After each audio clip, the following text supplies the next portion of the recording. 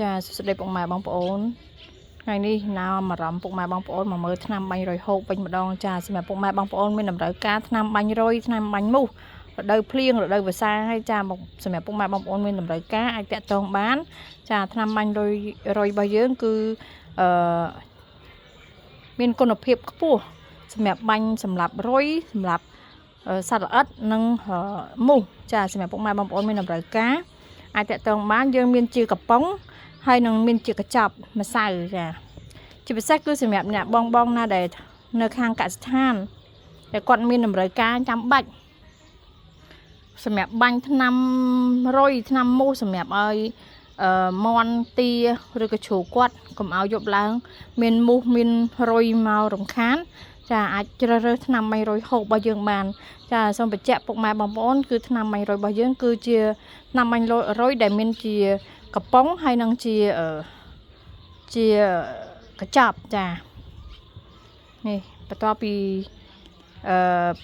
នេះគឺជា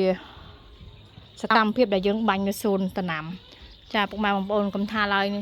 នេះសំបីតែសួនដំណាំក៏អាចបាញ់បានដែរចានេះរយចារយវាមកទុំចារយមកទុំចាមើលខ្ញុំបាញ់ហើយបន្ទាប់ពីការបាញ់ហើយតើមានសភាពបែបណាចាយើងបាញ់ថ្នាំរយថ្នាំមូសព្រោះបាញ់ទៅលើសត្វល្អិតរយមូសរបស់យើងចាកុំឲ្យវាទុំវារំខានដល់ដំណាំរបស់យើង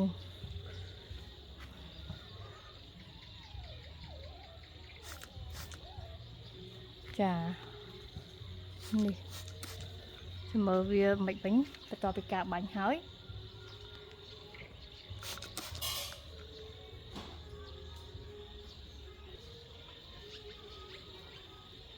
ចាសកម្មភាពកំពុងតែស៊ីសើចាបងប្អូនកំពុងស៊ីសើហើយចានេះគឺចាប់ផ្ដើមស៊ីសើប្រាធ្លាក់អីចាបន្ទាប់ពីការបាញ់ហើយប្រហែលជាខ្ទង់22នាទីគឺ100របស់យើងមូសរបស់យើងគឺចាប់ផ្ដើមធ្លាក់ចុះប្រាចាមកបងប្អូនចាំមើលតាមដានទាំងអស់គ្នាដូចនេះចឹងនេះគឺកំពុងតែធ្លាក់មកហើយ